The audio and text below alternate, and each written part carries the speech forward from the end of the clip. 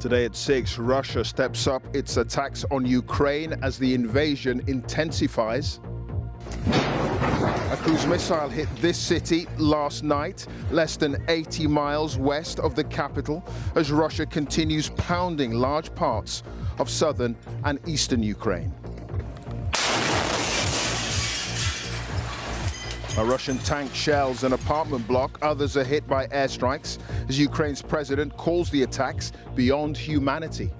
They have an order to erase our history, to erase our country, to erase us all.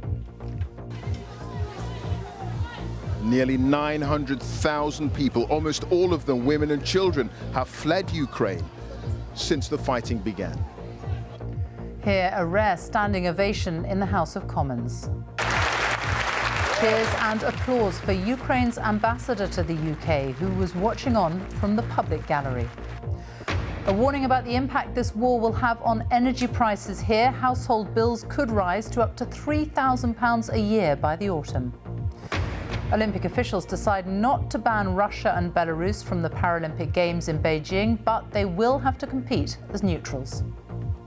And stay with us on BBC News for continuing coverage and analysis from our team of correspondents in the UK and around the world.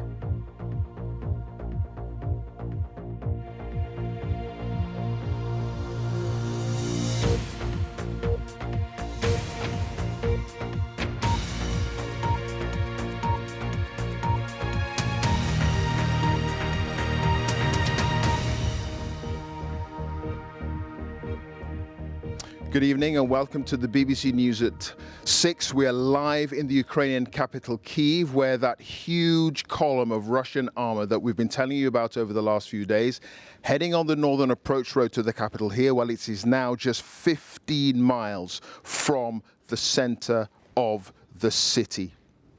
And according to the Ukrainian authorities, we understand that now that 2,000 civilians have been killed since the war began. And tonight, Russia has itself admitted that it's taking casualties as well. 500 Russian troops are reported to have died and 1,600 are injured. And in the past 24 hours, Russia has been intensifying its attacks on numerous cities here across the country.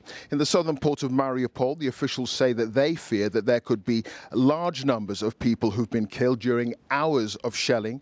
The city of Kharkiv has been under rocket fire throughout the day, and Russian paratroopers landed in the city overnight. The areas in red here that you can see, these are the areas that Russia now has full control of. Well, we'll have more on the battle for Kharkiv in the next half an hour or so. But first, our international correspondent, Ola Guerin, reports on Russia's advance to the capital, Kyiv.